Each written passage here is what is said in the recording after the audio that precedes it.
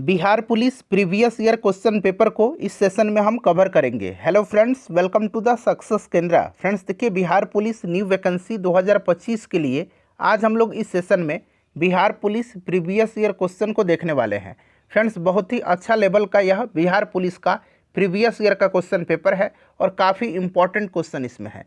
हो सकता है कि यहाँ से कुछ प्रश्न इस बार भी आपके एग्ज़ाम में यानी कि बिहार पुलिस 2025 के एग्ज़ाम में पूछ लिए जाएँ, इसीलिए इसको पूरा ज़रूर देखिएगा। और चैनल पर अगर आप पहली बार आए हुए हैं और बिहार पुलिस 2025 की बेहतरीन तरीके से तैयारी करना चाहते हैं तो चैनल को सब्सक्राइब कर लीजिए और जो बगल में बेल आइकन है, घंटी का निशान है, उसको ज़रूर दबा लीजिएगा, ताकि जब भी बिहार पुलिस न्यू वैकेंसी 2025 से रिलेटेड कोई भी इम्पॉर्टेंट वीडियो अपलोड किया जाए तो उसका नोटिफिकेशन सबसे पहले आपके पास पहुँच जाए। तो चलिए फ्रेंड्स, बिना देरी किए हुए सेशन आज के स्टार्ट करते हैं। एक बार सभी लोग प्लीज़ पहले सेशन को लाइक कर दीजिए और जब इसको पूरा देख लीजिएगा, पूरा इसको लगा लीजिएगा, तो कम से कम इसको एक ग्रुप में फ्रेंड्स ज़रूर शेयर कर दीजिएगा, एक ग्रुप में ज़रूर शेयर कर दीजिएगा। तो चलिए स्टार्ट करते हैं अब हम लोग आज का सेशन। तो फ्रेंड्स जैसे मैंने आपको बताया है कि आज के इस सेशन में हम लोग Bihar police previous year question paper को देखेंगे। फ्रेंड्स बहुत ही अच्छा लेवल का यह बिहार पुलिस का प्रीवियस ईयर का क्वेश्चन पेपर है और यही लेवल होता है बिहार पुलिस के पेपर का। इसमें काफ़ी इंपॉर्टेंट क्वेश्चन है। हो सकता है कि यहाँ से कुछ प्रश्न इस बार भी आपके एग्ज़ाम में यानी कि बिहार पुलिस 2025 के एग्ज़ाम में देखने को मिलेंगे, इसीलिए इस सेशन को ध्यानपूर्वक पूरा देखिएगा। और देखिए, इस पेपर को एग्ज़ाम के तौर पर लगाइए। ऐसा समझिए कि आप एग्जामिनेशन हॉल में बैठे हुए हैं फ्रेंड्स और बिहार पुलिस 2025 की परीक्षा दे रहे हैं और सेशन के एंड में, वीडियो के लास्ट में ईमानदारी पूर्वक आप सभी लोग अपना अपना स्कोर ज़रूर कमेंट करके बताइएगा। प्रयास करिए कम से कम 70 नंबर लाने का। अगर आप इतना ला लेते हैं तो आपकी तैयारी अच्छी मानी जाएगी। चलिए स्टार्ट करते हैं। एक बार पहले सेशन को लाइक कर दीजिए। पहला प्रश्न पढ़ेंगे फ्रेंड्स। देखिए, पहला प्रश्न है कि किस पंचवर्षीय योजना ने मानव पूंजी के महत्व पर जोर दिया। आंसर अगर आप पहले से जानते हैं तो आंसर कमेंट करते चलिएगा, इससे आपका रिवीजन भी होते चलेगा। और जो भी मैं आपको एक्सप्लेन करके एक्स्ट्रा फैक्ट्स बताऊंगा उससे भी आप ध्यानपूर्वक जरूर सुनिएगा। इससे क्या होगा कि एक प्रश्न के साथ साथ आपके 2 से 3 प्रश्न जो हैं कवर होते चलेंगे। चलिए आंसर कमेंट करिए कि किस पंचवर्षीय योजना ने मानव पूंजी के महत्व पर जोर दिया।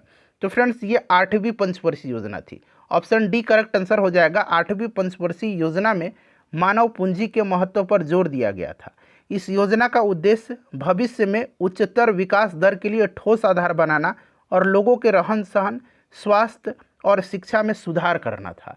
अच्छा, 8वीं पंचवर्षीय योजना का अगर कार्यकाल आपसे पूछा जाएगा तो ध्यान रखिएगा 1992 से लेकर के 1997 ईस्वी तक इसका कार्यकाल रहा था। क्लियर। अच्छा फ्रेंड्स, बात यहाँ पर पंचवर्षीय योजना की आई हुई है, तो अगर आपसे पूछा जाएगा कि पंचवर्षीय योजना की शुरुआत कब हुई थी तो 1951 में, 1951 में। पहली पंचवर्षीय योजना जो थी, प्रथम पंचवर्षीय योजना, इसका कार्यकाल क्या रहा था तो 1951 से लेकर के याद रखिएगा 1956 ईस्वी तक। क्लियर। ध्यान रखिएगा फ्रेंड्स, एक और प्रश्न बनता है कि भारत ने मिश्रित अर्थव्यवस्था, यहाँ पर ध्यान दीजिएगा, प्रश्न बनता है कि भारत ने मिश्रित अर्थव्यवस्था को जो है किस पंचवर्षीय योजना में अपनाया था। काफ़ी इंपॉर्टेंट क्वेश्चन है। तो याद रखिएगा, भारत ने मिश्रित अर्थव्यवस्था को जो है दूसरी पंचवर्षीय योजना में, सेकंड पंचवर्षीय योजना में अपनाया था। ठीक है फ्रेंड्स, सेकंड पंचवर्षीय योजना का कार्यकाल रहा था 1956 से लेकर के 1961 तक। क्लियर। तो ये सारे बातें आपको जो है ध्यान रखने होंगे। चलिए फ्रेंड्स, और इस तरह से मैंने जो है आपको करीब करीब 25 बिहार पुलिस का प्रीवियस ईयर का क्वेश्चन पेपर मैंने आपको करा दिया है। ठीक है ना फ्रेंड्स। तो अगर आपने नहीं देखा है तो ज़रूर देख लीजिएगा, लिंक डिस्क्रिप्शन बॉक्स में मिल जाएगा। मैंने इनका प्लेलिस्ट भी बना दिया है। आप चैनल पर चले जाइए और देखिए, आपको सबसे पहले वीडियो मिलेगा, फिर आपको शॉर्ट मिल जाएगा, फिर आपको लाइव मिलेगा, उसके बाद देखिएगा प्लेलिस्ट का आइकन आएगा, तो वहाँ पर क्लिक करके पहले ही आपको मिल जाएगा बिहार पुलिस 2025, सभी वीडियोज़ को देख लीजिएगा। देखिए, दूसरा प्रश्न है कि 1 किलोग्राम के पदार्थ के तापमान को 1 डिग्री सेंटीग्रेड बढ़ाने के लिए आवश्यक ऊष्मा की मात्रा को क्या कहा जाता है। काफ़ी इंपॉर्टेंट क्वेश्चन है, काफ़ी बेसिक क्वेश्चन है। चलिए बताइएगा, 1 किलोग्राम के पदार्थ के तापमान को 1 डिग्री सेंटीग्रेड बढ़ाने के लिए आवश्यक ऊष्मा की मात्रा को विशिष्ट ऊष्मा धारिता कहा जाता है। क्या कहा जाता है इसको? विशिष्ट ऊष्मा धारिता कहा जाता है। ठीक है। चलिए उसके बाद नेक्स्ट क्वेश्चन करेंगे हम लोग। अगला प्रश्न थोड़ा सा छोटा कर देता हूं ताकि सब कुछ आपको स्पष्ट दिखाई दे। देखिए फ्रेंड्स, प्रश्न है कि ऑपरेशन ब्लैक बोर्ड का लक्ष्य क्या है। ऑपरेशन ब्लैक बोर्ड का लक्ष्य क्या है। देखिए ऑपरेशन ब्लैकबोर्ड का मुख्य लक्ष्य जो था ये प्राथमिक शिक्षा में सुधार करना और इसे सुलभ बनाना था। ठीक है ना। शैक्षिक रूप से पिछड़े क्षेत्र में प्राथमिक शिक्षा प्रदान करने के लिए ऑपरेशन ब्लैकबोर्ड को जो है आरंभ किया गया था 1987 में, 1987 में, ध्यान रखिएगा। और इसका मुख्य उद्देश्य अगर बात करते हैं तो इसमें प्राथमिक स्कूलों में न्यूनतम सुविधा और गुणवत्ता को सबल करना था। तो यहाँ पर आप देख सकते हैं ये प्राथमिक शिक्षा से संबंधित है, तो शैक्षिक रूप से पिछड़े क्षेत्र में प्राथमिक शिक्षा प्रदान करना। ठीक है, जैसे मैंने आपको स्टार्टिंग में ही बताया था। क्लियर है। 1987 में इसको स्टार्ट किया गया था। चलिए फ्रेंड्स, अगला प्रश्न हमारा, गंगा हिमालय से निकलती है। गंगा हिमालय से निकलती है। अब देखिए यहाँ पर अंडरलाइन किया गया है, हिमालय से निकलती है। वाक्य में रेखांकित शब्द में कारक कौन सा है, बताइए।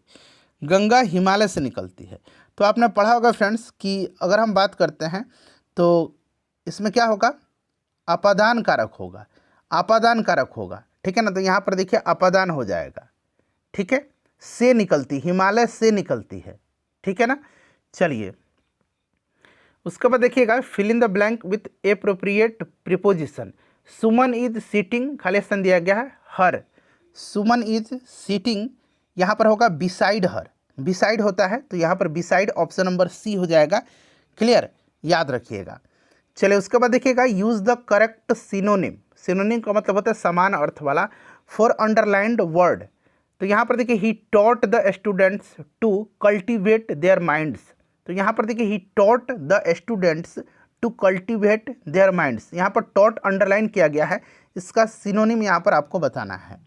ठीक है, तो टॉट के स्थान पर यहाँ पर टीच आ जाएगा। ठीक है ना, टीच यहाँ पर हो जाएगा, ऑप्शन डी हो जाएगा। चलिए उसके बाद देख लीजिएगा कि एक श्रृंखला परिमेय में देखिए श्रृंखला लगा हुआ है। ठीक है ना, इसमें 3 प्रतिरोधक यहाँ पर दिया गया है, 140 ओम, 250 ओम और 220 ओम के हो, तो परिपथ का कुल प्रतिरोध कितना होगा, परिपथ का कुल प्रतिरोध। तो फ्रेंड्स देखिए, श्रेणी क्रम में समूहन की अगर हम बात करते हैं तो आपको पता है कि R1 + R2 + R3, तो सबको जोड़ दीजिएगा यहाँ पर। ठीक है ना, तो यहाँ पर 140, 250, 220 सबको ऐड कर दीजिएगा तो 610 ओम आ जाएगा। ठीक है। चलिए उसके बाद देखिएगा, अगला प्रश्न है कि गरीबों के भोजन और पोषण संबंधी स्थिति में सुधार करने के लिए, पूरा ऑप्शन दिख रहा है आपको, जी बिल्कुल।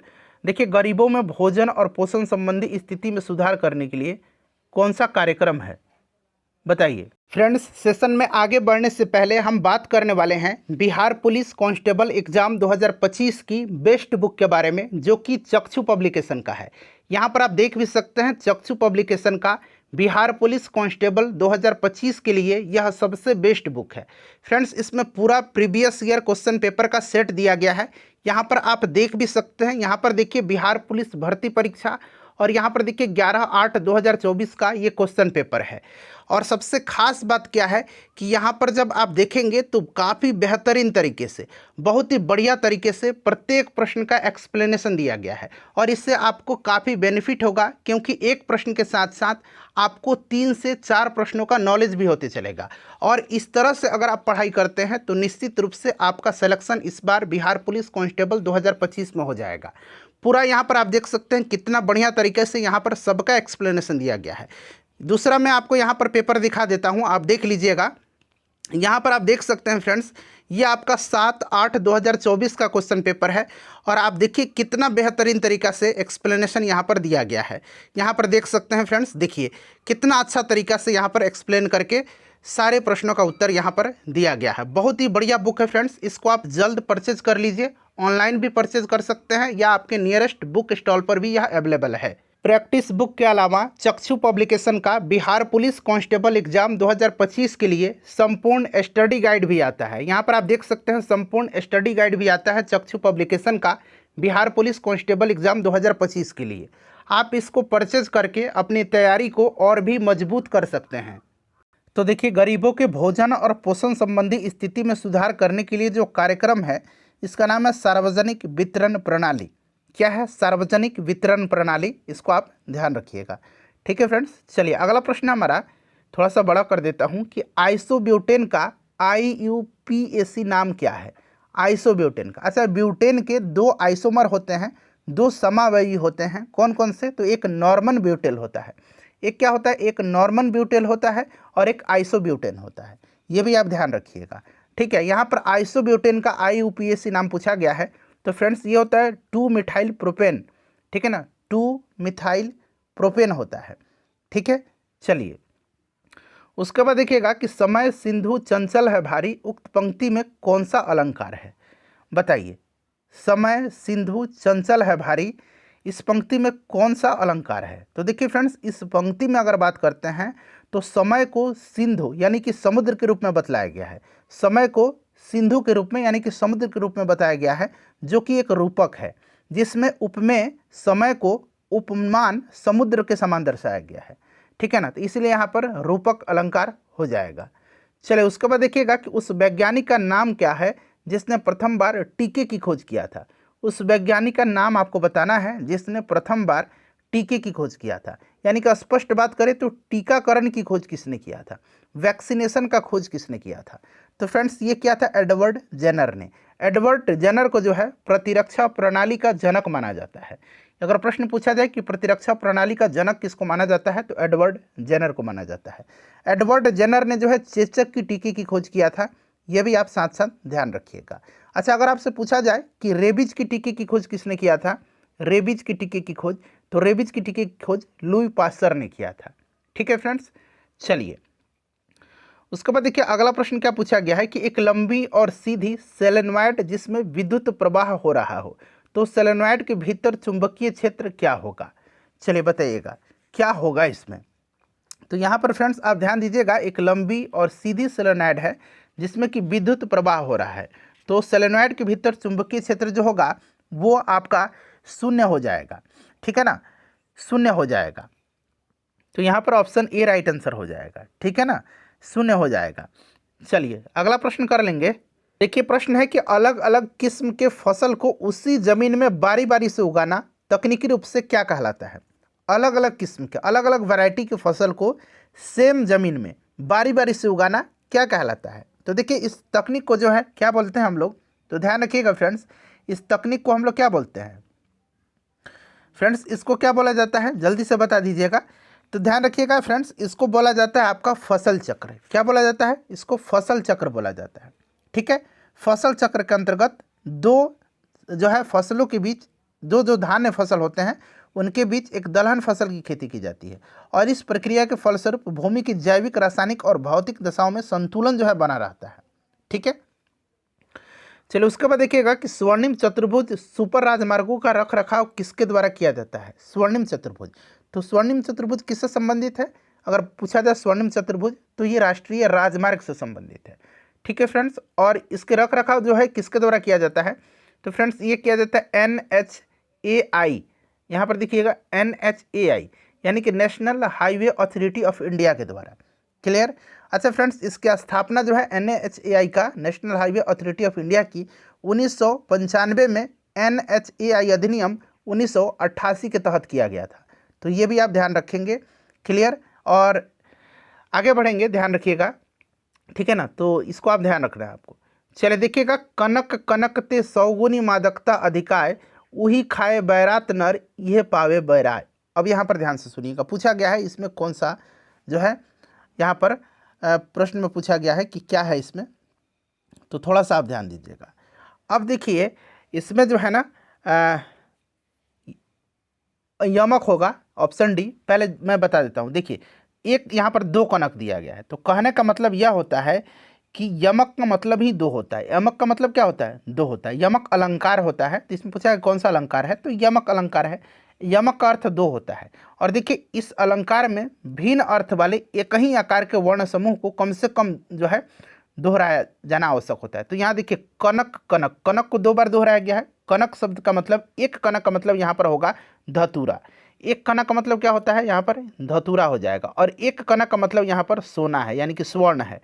अब यहाँ पर देखिए, क्लियर हो गया, क्लियर। अब देखिए यहाँ पर कह रहा है कि कनक कनक ते 100 गुनी मादकता अधिक है, ठीक है। वही खाए बौरात नर, यानी कि एक कनक को, यानी कि धतूरा को खाने से नर बौराता है, ठीक है ना, दूसरे को पाने से बौराता है, यह पाए बौरा, यानी कि दूसरा सोना है, तो इसलिए यहाँ पर यमक होगा।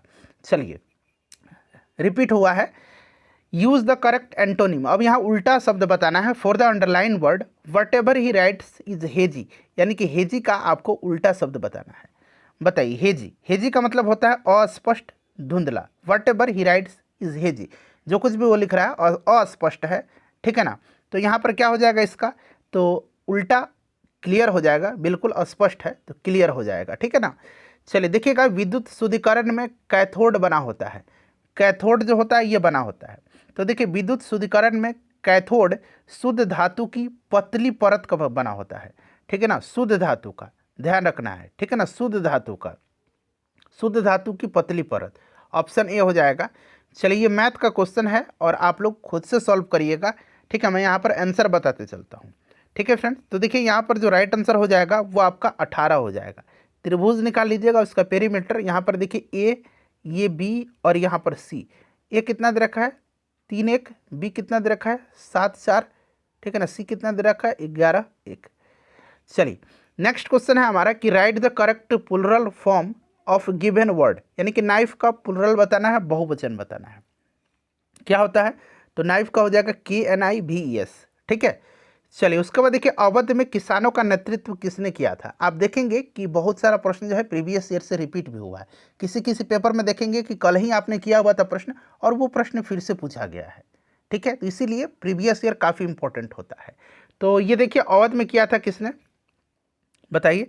तो फ्रेंड्स ध्यान रखिएगा, बाबा रामचंद्र ने किया था, ठीक है। चलिए, अवध में बाबा रामचंद्र ने किया था, इसको आप ध्यान रखिएगा, क्लियर। चलिए उसके बाद नेक्स्ट क्वेश्चन है कि हड्डी एक उदाहरण है। तो मैंने बताया था हड्डी, रक्त और उपास्थि, यानी कि अस्थि, हड्डी को अस्थि भी बोला जाता है ना, रक्त, अस्थि और उपास्थि, ये कनेक्टिंग टिश्यू के एग्जाम्पल होते हैं। ये जो होते हैं आपके संयोजी ऊतक उदाहरण है। तो संयोजी ऊतक यहाँ पर राइट आंसर हो जाएगा, ठीक है। संयोजी ऊतक क्या करता है, तो शरीर के अन्य ऊतकों तथा अंगों को आपस में जोड़ने का कार्य करता है। चलिए उसके बाद नेक्स्ट क्वेश्चन है, गुरुत्वाकर्षण त्वरण जी का मान किसके साथ घटता है। गुरुत्वाकर्षण त्वरण जी का मान किसके साथ घटता है। तो देखिए, पृथ्वी के तल से ऊपर या नीचे जाने पर जी का मान घटता है। तो ऊपर या नीचे जाने पर, ऊपर या नीचे जाने पर जी का मान घटेगा। ध्यान रखिएगा, गुरुत्वाकर्षण त्वरण जी का मान ऊंचाई के साथ भी घटता है, यानी कि ऊपर जाने पर घटेगा, ठीक है ना, नीचे जाने पर घटेगा। और इसका वैल्यू कितना होता है 9.8 मीटर पर सेकंड स्क्वायर होता है। तो यहाँ पर ऑप्शन डी हो जाएगा। अच्छा, अगर आपसे पूछा जाएगा कि गुरुत्वाकर्षण त्वरण जी जो है ना, जी का मान कहाँ पर जो है अधिक होता है, तो याद रखिएगा अधिकतम ध्रुव पर होता है। अधिकतम कहाँ पर होता है, ध्रुव पर होता है। और न्यूनतम पूछेगा तो पृथ्वी के केंद्र पर न्यूनतम होता है। देखिए, कवि का स्त्रीलिंग, अब देखिए ये पहले भी पूछा गया था, पहले भी क्वेश्चन पेपर में आपने कर रखा है इसको।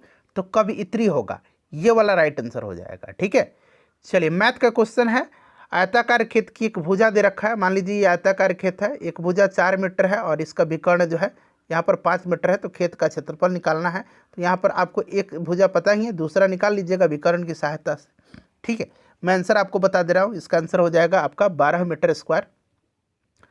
देखिए इसका भी आंसर मैं बता दे रहा हूँ, इसका जो आंसर होगा 6 कहीं है, ऑप्शन डी में है। चलिए उसके बाद देखिएगा कि वर्षा, बर्फ और ओलों के रूप में पानी की गिरने की प्रक्रिया क्या कहलाती है।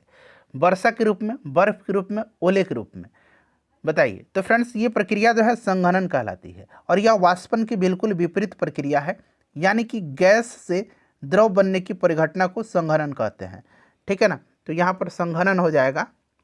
देखिए हिंदी शब्दकोश में 6 का क्रम किस वर्ण के पहले आता है, बता दीजिएगा। तो ये त्र हो जाएगा, ठीक है, त्र के पहले आता है। चलिए इसका आंसर मैं बता देता हूँ, 28 का आपका क्या हो जाएगा यहाँ पर आंसर। तो फ्रेंड्स ये 24x² y² हो जाएगा, ठीक है। लॉसा निकालना है, एलसीएम इसका आपको निकाल देना है, ठीक है।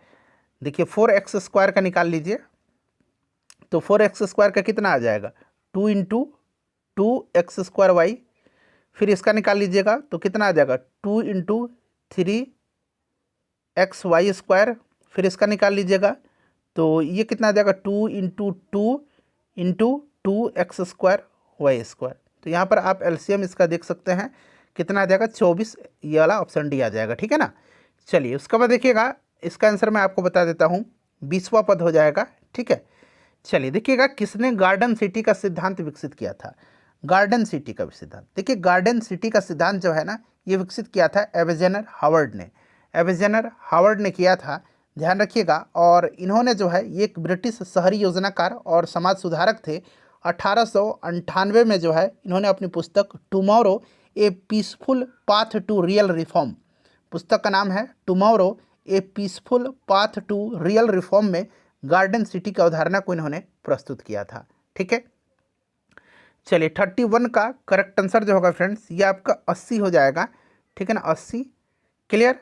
चलिए अब यहाँ पर देखिए, वस्तु का कह रहा है कि ना सीधी रेखा में 40 मीटर पर सेकंड की वेग से चलते हुए त्वरण दे रखा है, यानी कि यहाँ पर आपका u कितना दे रखा है, 40 मीटर पर सेकंड इनिशियल वेलोसिटी, त्वरण दे रखा है 4 मीटर पर सेकंड स्क्वायर, और कह रहा है कि उस वस्तु का 10 सेकंड के बाद गति क्या होगी, यानी कि आपसे फाइनल वेलोसिटी भी पूछा जा रहा है।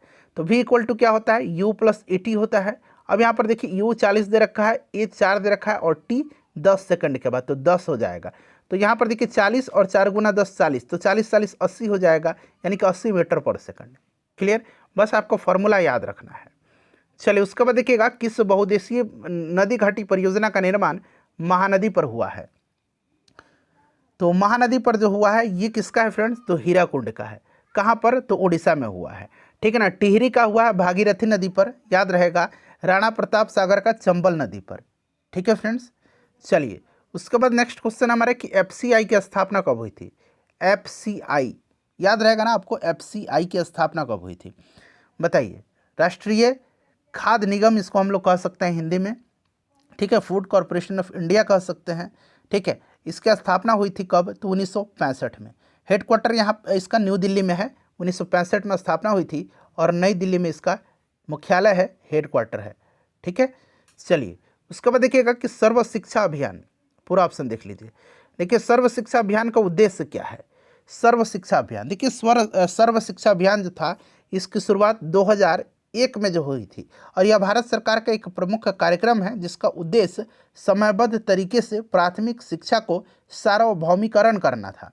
जैसे कि भारतीय संविधान का जो 86वां संविधान संशोधन था, ठीक है ना, 86वां संविधान संशोधन, उसके द्वारा अनिवार्य किया गया था कि 6 से 14 वर्ष के उम्र के बच्चों के लिए मुफ्त और अनिवार्य शिक्षा को मौलिक अधिकार बनाया गया। ठीक है ना, तो यहाँ पर देख सकते हैं 6 से 14 वर्ष का आयु के सभी बच्चों को प्राथमिक शिक्षा प्रदान करना था सर्व शिक्षा अभियान का उद्देश्य। ठीक है, चलिए मैं यहाँ पर डिटेल में बताते चल रहा हूँ, ताकि एक प्रश्न के साथ साथ आपके 2 से 3 प्रश्न कवर होते चले। देखिए जब वेग समय का ग्राफ एक सीधी रेखा समय अक्षांश के समानांतर हो तो क्या होगा, बताएंगे। देखिए जब वेग समय का ग्राफ एक सीधी रेखा समय अक्ष के समानांतर होता है तो त्वरण उसका शून्य होता है, और इस स्थिति में क्या होगा कि वेग जो होगा अपरिवर्तित रहता है। ठीक है ना, तो यहाँ पर त्वरण शून्य हो जाएगा, यानी कि ऑप्शन नंबर कितना हो जाएगा, ऑप्शन नंबर यहाँ पर सी करेक्ट आंसर हो जाएगा। ठीक है, चलिए उसके बाद देखिएगा कि 3 रेजिस्टेंस है जो हर एक 2 ओम के 2 ओम प्रतिरोध, मतलब 2 ओम के हैं। ठीक है ना, तो परिपथ में, ठीक है ना, यहाँ परिपथ बना लीजिएगा, 3 ओम का प्रभावी रेजिस्टेंस पैदा करने के लिए कैसे जोड़ना चाहिए, इसको बताइए कैसे जोड़ना चाहिए। तो अब देखिएगा, अगर हम बात करते हैं परिपथ में सारे 3 रेजिस्टेंस है, तो देखिए एक ये वाला हो गया, एक देखिए ये वाला हो गया, एक ये वाला हो गया। क्लियर। अब कह रहा है ना कि इसी में जो है इसको किस क्रम में जोड़ना चाहिए, तो मैंने आपको यहाँ पर स्ट्रक्चर बता दिया। इसमें क्या करेंगे ना, 3 ओम के प्रभावी रेजिस्टेंस पैदा करने के लिए 2 रेजिस्टेंस को समानांतर में जोड़ेंगे, 2 रेजिस्टेंस को समानांतर में जोड़ देंगे, और एक को श्रृंखला में जोड़ देंगे। सब 2 ओम के हैं, सब 2 ओम के हैं। ठीक है ना, सब 2 ओम के हैं। क्लियर। तो राइट आंसर क्या हो जाएगा, 2 को जो है हमको जोड़ना है किसमें, समानांतर में। ठीक है ना, 2 को समानांतर में जोड़ना है। तो देख सकते हैं आप, पहला ही सही दिया गया है, 2 को समानांतर में और उनके श्रृंखला संयोजन में 1 को। ठीक है, तो ऑप्शन यहाँ पर आपका ए करेक्ट आंसर हो जाएगा। क्लियर है फ्रेंड्स। चलिए आगे बढ़ेंगे हम लोग, नेक्स्ट क्वेश्चन कर लेंगे। अगला प्रश्न क्या पूछ रहा है कि find the suitable adjective of the given word. Explosion का एडजेक्टिव बताना है। चलिए, तो एक्सप्लोजन का अर्थ होता है विस्फोटक, तो इसका एक्सप्लोजिव होगा, ठीक है ना, विस्फोटक एक्सप्लोजिव हो जाएगा। ठीक है, देखिए परमाणु के केंद्र के चारों ओर, परमाणु के केंद्र के चारों ओर इलेक्ट्रॉन बिना ऊर्जा खोए घूमता है? यह किस वैज्ञानिक ने दर्शाया था? बताइए। तो कल ही शायद मैंने ये बताया था, किसी न किसी पेपर में पूछा गया था कि नील बोर ने। किसने? नील बोर ने। ठीक है, चलिए उसके बाद देखिए शेरशाह सूरी का मकबरा कहाँ पर स्थित है? तो फ्रेंड्स ये सासाराम में है। आपको भी पता है शेरशाह सूरी का मकबरा कहाँ पर है? सासाराम में है। ठीक है, सासाराम में है। और यह हिंदू मुस्लिम यानी कि कह सकते हैं कि हिंदू मुस्लिम स्थापत्य शैली का एक सुंदर नमूना है यह। ठीक है, चलिए उसके बाद देख लीजिएगा कि भारत के संविधान के किस अनुच्छेद में देवनागरी लिपि को हिंदी को राजभाषा घोषित किया गया है? बताइए। तो देखिए दरअसल ये किया गया 343(1) में। ठीक है ना, बट यहाँ पर देख सकते हैं 343 दिया गया है। तो इसी में जो है संघ की राजभाषा हिंदी और देवनागरी लिपि को स्वीकार किया गया है। ठीक है, देखिए बिहार राज्य का विभाजन करके झारखंड राज्य कब बना था? बड़ा ही इंपॉर्टेंट क्वेश्चन है। तो 15 नवंबर सन 2000 को, 15 नवंबर सन 2000 को, 15 नवंबर सन 2000। ठीक है ना, याद रखिएगा, झारखंड बना था। ठीक है, चलिए उसके बाद देखिएगा कि हड्डी और पेशी को, यानी कि हड्डी और मांसपेशी को कौन जोड़ता है? तो हड्डी और मांसपेशी को जोड़ता है टेंडन। कौन जोड़ता है? टेंडन। इसको हम लोग क्या बोलते हैं? कंडरा बोलते हैं। ठीक है फ्रेंड्स। अच्छा, हड्डी को हड्डी से कौन जोड़ता है? तो ये जोड़ता है स्नायु। कौन जोड़ता है? स्नायु। इसको हम लोग लिगामेंट बोलते हैं। लिगामेंट यहाँ पर दिया है, इसको हिंदी में स्नायु बोलते हैं। चलिए उसके बाद देखिएगा, इसका आंसर मैं आपको बता देता हूँ। इसका आंसर क्या हो जाएगा? चलिए फटाफट बता दीजिए इसका आंसर क्या हो जाएगा। तो फ्रेंड्स देखिए 43 का जो करेक्ट आंसर हो जाएगा वो आपका ऑप्शन डी हो जाएगा।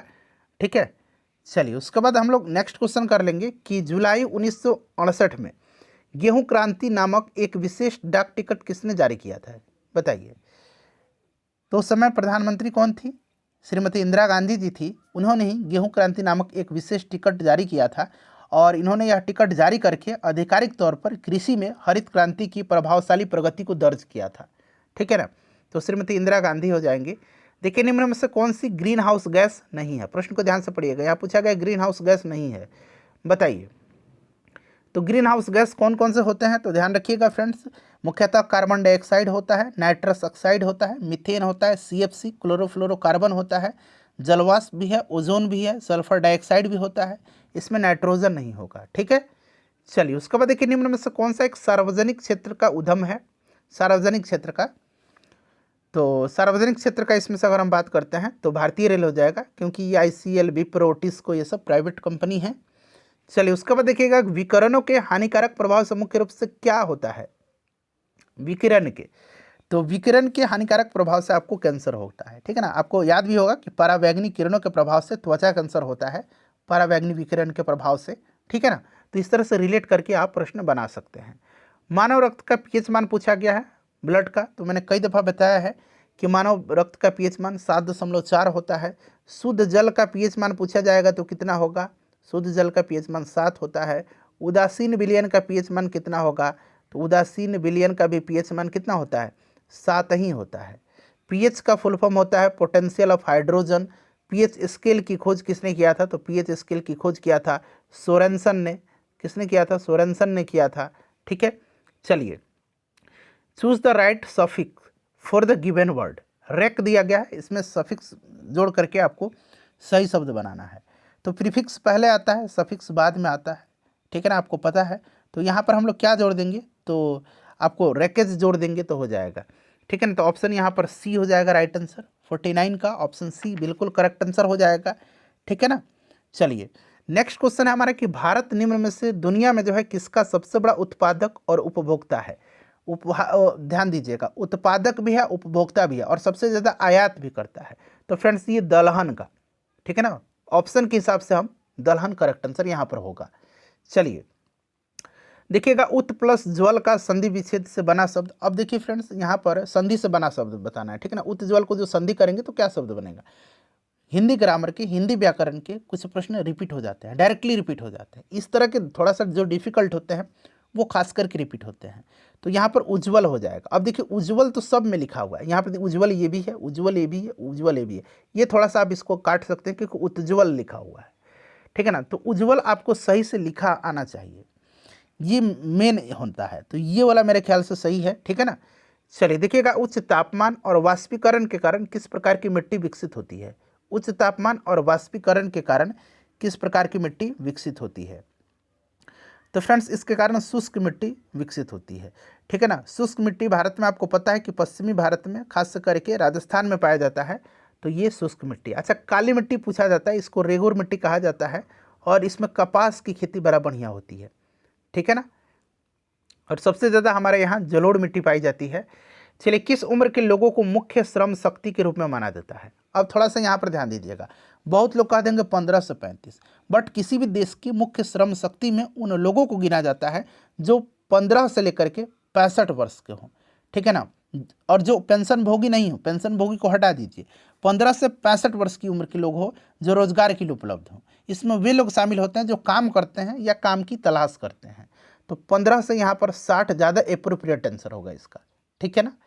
चलिए, उसके बाद देखिएगा कि फूल का सबसे बाहरी आवरण जो जनन अंगों की रक्षा करता है क्या कहलाता है? बताइए। फूल का सबसे बाहरी आवरण जो जनन अंगों की रक्षा करता है उसको क्या बोलते हैं? तो फ्रेंड्स इसको बाह्य दलपुंज बोला जाता है। बाह्य दलपुंज होता है। ठीक है ना। यह हरे छोटी पत्तीनुमा संरचनाओं का बना होता है जिसको कि हम लोग क्या बोलते हैं? बाह्य दल बोलते हैं। ये बाह्य दलपुंज हो जाएगा। ठीक है। पुंकेसर नर भाग होता है पुष्प का। ठीक है ना। और स्त्री केसर मादा भाग होता है। नाम से ही पता चल रहा है स्त्री केसर। और पुंग से देखिए पु से पुलिंग बनता है।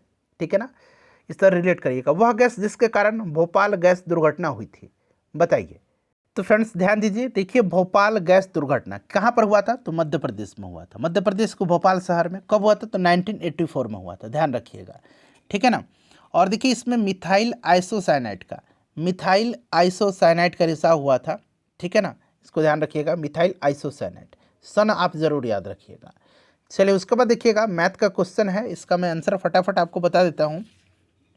इसका आंसर जो होगा फ्रेंड्स वो ऑप्शन सी हो जाएगा। चलिए, उसके बाद देखिएगा 57 का जो करेक्ट आंसर हो जाएगा 10 वर्ष हो जाएगा। चलिए देखिएगा कौन सा उपकरण विद्युत ऊर्जा को यांत्रिक ऊर्जा में परिवर्तित करता है? विद्युत ऊर्जा को यांत्रिक ऊर्जा में। देखिए फ्रेंड्स, आप निश्चिंत रहिएगा, मैं सारा पीडीएफ एक ही साथ आपको टेलीग्राम पर दे दूंगा। पहले सारा प्रीवियस ईयर पहले मैं आपको कवर करवा दूँ। ठीक है। चलिए, तो ये देखिएगा विद्युत ऊर्जा को यांत्रिक में जो बदल देता है ना, वो आपका मोटर है, इलेक्ट्रिक मोटर। ठीक है ना। ध्यान रखिएगा, इलेक्ट्रिक मोटर करता है। चलिए, उसके बाद हम लोग नेक्स्ट क्वेश्चन कर लेंगे। अगला प्रश्न है हमारा, हाँ 59 का जो राइट आंसर होगा वो आपका 3 सेंटीमीटर हो जाएगा। उसके बाद देखिए किस रक्त समूह को व्यापक प्राप्तक यानी कि यूनिवर्सल रेसिपिटर सर्वग्राही कहते हैं? तो फ्रेंड्स ये कहा जाता है ए बी को। ब्लड ग्रुप ओ को यूनिवर्सल डोनर कहा जाता है, डोनर कहा जाता है। ठीक है ना, सर्वदाता इसको बोलेंगे। अच्छा, ब्लड ग्रुप की खोज, रक्त समूह की खोज किसने किया था? तो कार्ल लैंडस्टीनर ने किया था। लैंडस्टीनर ने किया था। ध्यान रखिएगा, कार्ल लैंडस्टीनर ने किया था। चलिए, उसके बाद देखिएगा वह गुण जिस कारण कोई पदार्थ वायुमंडल की नमी सोख लेता है उसको क्या बोलते हैं? वह गुण जिसके कारण कोई पदार्थ वायुमंडल से नमी सोख लेता है तो वो बोला जाता है उसको प्रस्वेदन। क्या बोलते हैं? प्रस्वेदन बोलते हैं। देखिए, शुद्ध पानी का पीएच आ गया ना, मैंने बताया था ना कि शुद्ध जल का पीएच मान, उदासीन विलयन का पीएच मान 7 होता है। देखिए, जब पीला फास्फोरस है उसको जब हम लोग NaOH के साथ जो है गर्म और घने घोल के साथ क्रिया कराएंगे तो कौन सी जहरीली गैस बनती है? तो फ्रेंड्स बताइए कौन सी जहरीली गैस बनती है? तो फ्रेंड्स ये फास्फिन बनती है। इसका नाम क्या है? इसका नाम फास्फिन है। PH3 का नाम क्या है? तो याद रखिएगा PH3 का नाम फास्फिन है। ठीक है ना, फास्फिन बनेगा PH3। यहाँ मैं लिख देता हूँ फास्फिन या फास्फिन, पढ़िए, यहाँ मैं लिख देता हूँ। ठीक है। चलिए, समूह 18 के तत्व को क्या कहा जाता है? समूह 18 में जो तत्व होते हैं उनको क्या बोलते हैं? उनको नोबल गैस बोला जाता है, अक्रिय गैस।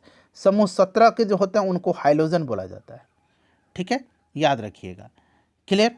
चलिए देखिएगा, यहाँ पर करेक्ट आंसर बताना है आपको। करें कि एक लड़का 1 किलो की वस्तु को ऊपर की दिशा में 1 मीटर तक उठाए जाने पर लड़के द्वारा किया गया कार्य। तो देखिए वस्तु को ऊपर उठा रहा है बट यहाँ पर डिस्प्लेसमेंट नहीं हो रहा है। डिस्प्लेसमेंट क्या हो रहा है? नहीं हो रहा है। इसीलिए जब विस्थापन नहीं होगा तो कार्य क्या हो जाएगा? ऑटोमेटिकली शून्य हो जाएगा। ठीक है ना, आपने पढ़ा होगा ना कि कार्य बराबर क्या होता है? W work equal to force into displacement, यानी कि फोर्स यानी कि बल गुना विस्थापन होता है। तो विस्थापन तो 0 है, जब विस्थापन 0 होगा तो वर्क क्या हो जाएगा? ऑटोमेटिक शून्य हो जाएगा। ठीक है। चलिए और ध्यान रखिएगा, यहाँ पर जूल यूनिट होता है कार्य का यूनिट क्या होता है, जूल होता है, ये भी ध्यान रखिएगा। चलिए हिंदी भाषा किस लिपि में लिखी जाती है, तो हिंदी लिखी जाती है देवनागरी लिपि में, ठीक है ना। अभी हमने पढ़ा भी था कि संविधान के अनुच्छेद 343 के अनुसार संघ की राजभाषा हिंदी, अनुच्छेद 343 के अनुसार संघ की राजभाषा हिंदी और देवनागरी लिपि को स्वीकार किया गया है, ठीक है। तो हिंदी भाषा देवनागरी में, तो इनमें से कोई नहीं, यहाँ पर राइट आंसर हो जाएगा, ठीक है। चलिए उसके बाद देखिएगा कि एक ग्रुप के तत्वों के समान गुण क्या है, तो एक ग्रुप के तत्व है ना, तो उसमें परमाणु संख्या तो अलग अलग हो जाएगा, ठीक है ना। उसके बाद देखिए इनकी संयोजकता इलेक्ट्रॉन की संख्या समान होगी, ठीक है ना, संयोजकता इलेक्ट्रॉन की संख्या समान होगी, ठीक है फ्रेंड्स। तो यहाँ पर ऑप्शन डी राइट आंसर हो जाएगा, ठीक है। चलिए 68 का करेक्ट आंसर जो होगा फ्रेंड्स ये 1 आ जाएगा। देखिए निम्नलिखित में से मोक्ष का पर्यायवाची शब्द पूछा गया है। मोक्ष का मतलब छुटकारा होता है, विरक्ति कह सकते हैं, ठीक है ना, मुक्ति कह सकते हैं। तो यहाँ पर देखिएगा मोक्ष का राइट आंसर क्या हो जाएगा, बता दीजिए थोड़ा सा सोच समझ करके। तो फ्रेंड्स यहाँ पर देखिए छुटकारा हो जाएगा, ठीक है। चलिए देखिएगा कि द किंग डायड, बताइए द किंग डायड, बताइए। तो यहाँ पर क्या होगा फ्रेंड्स, हियरलेस हो जाएगा, ठीक है ना, हियरलेस हो जाएगा। इसका मतलब उत्तराधिकारहीन होता है, उत्तराधिकारहीन, कोई उत्तराधिकारी नहीं है। तो यहाँ पर देखिएगा ऑप्शन नंबर यहाँ पर आपका बी हो जाएगा। चलिए यदि दो बल्ब 150 वाट के और 60 वाट के हैं तो किस बल्ब का रेजिस्टेंस अधिक होगा, बताइए। तो देखिए इसमें से 60 बल्ब का बल्ब रेजिस्टेंस का इसका अधिक होता है, ठीक है ना, क्योंकि देखिए R इक्वल टू होता है V²/P, ठीक है ना। एक वोल्टेज है और एक यहाँ पर पावर है, यानी कि पावर माने शक्ति, ठीक है ना। तो यहाँ पर देख सकते हैं कि क्या पूछा गया है कि रेजिस्टेंस अधिक होगा, तो यहाँ पर देखिए 60 का ज़्यादा हो जाएगा ना, ठीक है, रेजिस्टेंस, क्योंकि यहाँ पर देखिए यहाँ पर कम है नीचे पावर इसका, तो इसीलिए 60 वाट का हो जाएगा, ठीक है। चलिए आगे बढ़ जाएंगे, नेक्स्ट क्वेश्चन हम लोग कर लेंगे। प्रश्न है कि यदि दो वर्गों के क्षेत्रफल का, अब मैं इसका आंसर बता देता हूँ, इसका आंसर हो जाएगा आपका 3:1, ठीक है। चलिए निम्नलिखित में से किस हार्मोन को जो है आपातकाल का हार्मोन कहा जाता है, आपातकाल हार्मोन, इमरजेंसी वाला हार्मोन किसको बोलते हैं, तो फ्रेंड्स ये एड्रेनेलिन हार्मोन है, एड्रेनेलिन हार्मोन को कहा जाता है। यह हार्मोन मेडुला से स्रावित हार्मोन होता है जो कि क्रोध, डर, मानसिक तनाव की स्थिति में अत्यधिक स्रावित होने लगता है।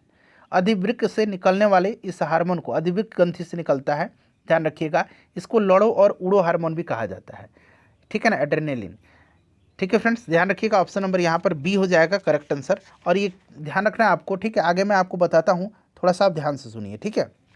देखिए इसको क्या कहा जाता है, उड़ो और लड़ो हार्मोन कहा जाता है। डायरेक्टली पूछा जाता है कि उड़ो और लड़ो हार्मोन किसको कहा जाता है, तो उड़ो और लड़ो हार्मोन कहा जाता है एड्रेनलिन हार्मोन को, ठीक है। कहाँ से निकलता है, तो अधिवृक्क ग्रंथि से, एड्रेनल ग्लैंड से, ठीक है।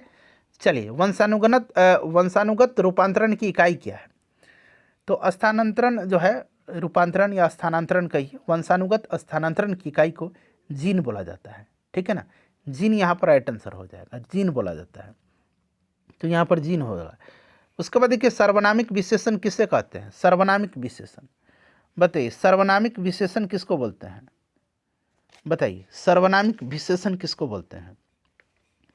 करेक्ट आंसर क्या हो जाएगा, सर्वनामिक विशेषण।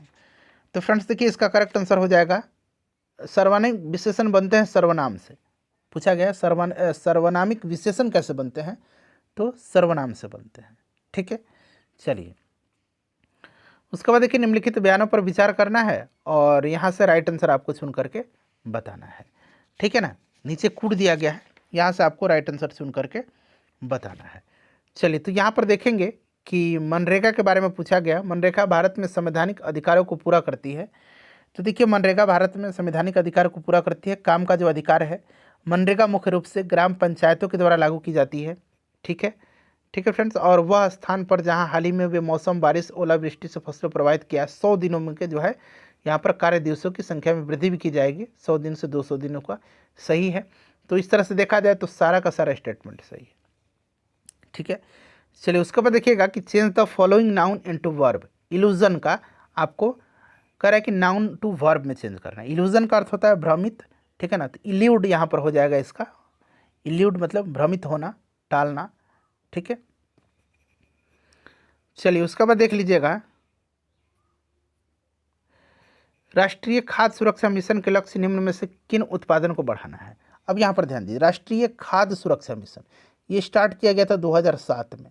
ठीक है ना, और इसका उद्देश्य जो था, इसका उद्देश्य खास करके अगर हम बात करते हैं तो इसमें जो है आपको चावल, गेहूं, दाल और बाद में मोटे अनाज को भी इंक्लूड किया गया था। तो चावल, गेहूं, दलहन और मोटा अनाज, तो यानी कि 1, 2, 4 और 5 यहाँ पर करेक्ट आंसर हो जाएगा। 1, 2, 4 और 5, 3 छोड़ करके।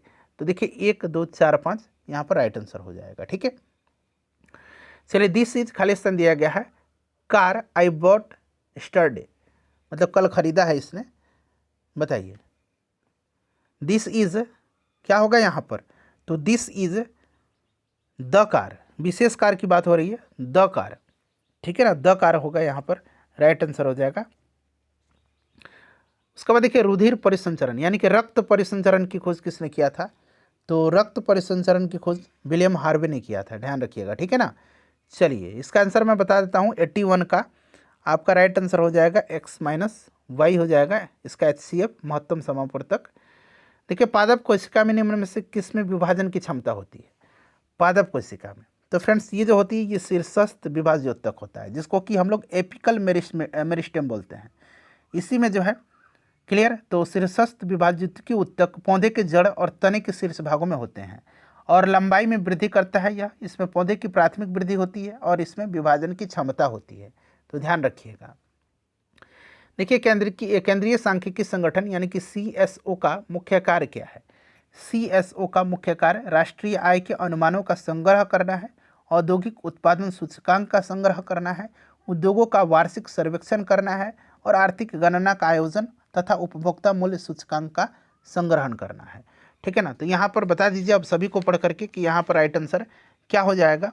तो फ्रेंड्स देखिए राष्ट्रीय आय का अनुमान का संग्रह हो जाएगा। ठीक है, चलिए उसके बाद देख लीजिएगा 84 का राइट आंसर जो होगा फ्रेंड्स ये आपका 2 हो जाएगा। तथापि शब्द में यहाँ पर संधि विच्छेद पूछा गया है, तो तथा प्लस अपी होगा, तथा प्लस अपी। एक मिनट, यहाँ भी तथा प्लस अपी है, यहाँ भी तथा प्लस अपी है, तो कोई एक ही आंसर होगा तथा प्लस अपी का। ठीक है ना, तथा प्लस अपी, यहाँ मैं लिख देता हूँ तथा प्लस अपी, ये एरर हुआ होगा। ठीक है ना, चलिए निम्नलिखित में से कौन सी मुख्य नदी घाटी परियोजना बिहार राज्य में स्थित है। तो यहाँ पर देखिए सोन जो है ना, सोन ये बिहार में है, हीराकुंड जो है ये आपके महानदी में है, उड़ीसा में है, रिहंद जो है ये आपका उत्तर प्रदेश वगैरह पड़ जाएगा, जवाहर सागर जल विद्युत ये राजस्थान में है, तो बिहार का ऑप्शन ए हो जाएगा। देखिए नवग्रह शब्द में समास भेद बताना है, तो नवग्रह संख्या आया हुआ है, तो इसलिए यहाँ पर क्या होगा, द्विगु समास होगा। ठीक है, चलिए द्विगु समास होगा। देखिएगा गुरु गोविंद सिंह जी की जन्मभूमि पूछा गया है, गुरु गोविंद सिंह जी की जन्मभूमि है। तो फ्रेंड्स कई दफ़ा मैंने बताया था कि गुरु गोविंद सिंह सिखों के जो है कौन गुरु थे, 10वें गुरु थे, पहले गुरु गुरु नानक थे। ठीक है ना, और 1666 में इनका जन्म हुआ था, कहाँ पर, तो पटना में, याद रखिएगा। ठीक है, चलिए उसके बाद देखिएगा उसने पत्र लिखा, रेखांकित का सर्वनाम पूछा गया, उसने में कौन सा सर्वनाम है, तो उसने में जो है पुरुषवाचक सर्वनाम है। ठीक है ना, पुरुषवाचक, तो यहाँ पर देखिए पुरुषवाचक हो जाएगा। चलिए राष्ट्रीय मिशन ग्रीन इंडिया किसके द्वारा किसके साथ विलय कर दिया गया था, ग्रीन इंडिया का विलय। ठीक है ना, राष्ट्रीय मिशन ग्रीन इंडिया का विलय जो है किसके साथ किया गया था। तो देखिए फ्रेंड्स पर्यावरण और वन मंत्रालय भारत सरकार के अनुसार मार्च 2015 में जो है भारत सरकार ने ग्रीन इंडिया मिशन का विलय मनरेगा में कर दिया था, महात्मा गांधी राष्ट्रीय रोजगार गारंटी योजना के साथ, तो मनरेगा यहाँ पर हो जाएगा। नेपोलियन संहिता 1804 का विषय क्या है, नेपोलियन कोड भी इसको बोला जाता है, नेपोलियन कोड, इस तरह से कोड मिल जाएगा। 1804 में नेपोलियन के द्वारा लाया गया था और पूछा गया है इसमें राइट आंसर क्या हो जाएगा। तो फ्रेंड्स ध्यान रखिएगा इसका जो करेक्ट आंसर हो जाएगा वो आपका हो जाएगा इसमें कानून में समता। देखिए ध्यान से सुनिएगा।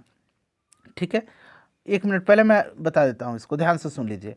देखिए फ्रेंड्स 1804 के नागरिक संहिता कानून को नेपोलियन के द्वारा जो सुधार कार्यक्रम था उसका एक हिस्सा बनाया गया था और इस कानून को नेपोलियन के संहिता के नाम से, नेपोलियन कोड के नाम से जाना जाता है। इस कानून में सभी नागरिकों को समान अधिकार प्रदान किए गए। ठीक है ना, तो यहाँ पर देखिएगा कानून में समानता। चलिए, निम्नलिखित में से कौन सा भौतिक परिवर्तन है? लकड़ी का जलना रासायनिक है। उसके बाद देखिए, कोको कोला पेय में नमक डालने से गैस निकलना, ये भौतिक परिवर्तन है। ठीक है ना, ये आपका भौतिक परिवर्तन है। ठीक है फ्रेंड्स, बाकी कागज़ के टुकड़े का जलना रासायनिक है, लोहे पर जल लगाना भी नहीं होगा। चलिए, 93 नंबर क्वेश्चन का राइट आंसर हो जाएगा 1190 रुपया। देखिए, नगर निगम का अध्यक्ष कौन होता है? तो महापौर होता है ना। चलिए, उसके बाद देखिए पूछ रहा है कि द ट्रेन इज, खाली स्थान भरना है, खाली स्थान दिएगा, out of the platform now. तो यहाँ पर होगा द ट्रेन, तो यहाँ पर पुल्ड शब्द का यूज होगा, the train is pulled out of the platform now. ठीक है ना। देखिएगा, इथाइल अल्कोहल सांद्र सल्फ्यूरिक एसिड की उपस्थिति में एसिटिक एसिड के साथ क्रिया करके क्या बनाता है? बताइए। कह रहा है कि इथाइल अल्कोहल यानी कि C2H5OH, इसी को ना इथाइल अल्कोहल बोलते हैं, जिसमें शराब वगैरह में यूज होता है। सांद्र सल्फ्यूरिक अम्ल के साथ, सांद्र सल्फ्यूरिक अम्ल की उपस्थिति में एसिटिक एसिड के साथ यानी कि CH3COOH किसकी उपस्थिति में? तो H2SO4 की उपस्थिति में क्या बनाता है? तो फ्रेंड्स, ये क्या बनाएगा? ये बनाएगा आपका एथिलेसेट प्लस जल, ये ना बनाएगा। तो यहाँ पर राइट आंसर क्या हो जाएगा? इथाइल। बताइए क्या हो जाएगा इसका राइट आंसर? तो इथाइल इथोनेट। ठीक है ना, इथाइल इथोनेट, ध्यान रखिएगा। चलिए, उसके बाद देख लीजिएगा, अगला प्रश्न है, मैथ का क्वेश्चन आ गया। 97 का जो राइट आंसर होगा फ्रेंड्स वो 7 हो जाएगा। अपना स्कोर जरूर बताइएगा। पंचायती राज व्यवस्था कब संवैधानिक व्यवस्था बनी थी? तो फ्रेंड्स देखिए, पंचायती राज व्यवस्था को जो है 73वां संविधान संशोधन 1993 के द्वारा पंचायती राज को संवैधानिक दर्जा दिया गया था। ठीक है। चलिए, उसके बाद नेक्स्ट क्वेश्चन देखेंगे। देखिए, क्वेश्चन नंबर 99 है कि निम्न में से एक सामाजिक सुधारक जो जातीय असमानताओं के खिलाफ लड़े थे, बताइए कौन से ऐसे समाज सुधारक थे जिन्होंने जातीय असमानताओं के खिलाफ लड़ाई लड़ी थी? तो फ्रेंड्स ध्यान रखिएगा, इनका नाम है वेंकट नायकर रामास्वामी। ठीक है ना। तो यहाँ पर देखिए, इनको पेरियार के नाम से भी जाना जाता है, पेरियार रामास्वामी नायकर, जिन्होंने जो है तमिलनाडु में जो है यह लड़ाई लड़ी थी, और इनको तमिलनाडु में दलित, शोषित और गरीबों का मसीहा भी कहा जाता है। इन्होंने जस्टिस पार्टी का भी स्थापना किया था, इन्होंने जस्टिस पार्टी की भी स्थापना किया था, तो ये भी आप ध्यान रखेंगे। चलिए, क्वेश्चन नंबर 100 है, इसका मैं आंसर बता देता हूँ। इसका right answer option number C हो जाएगा, 3ABC। अपना स्कोर कमेंट करके बता दीजिए, सेशन को लाइक कर दीजिए और इसको शेयर कर दीजिए।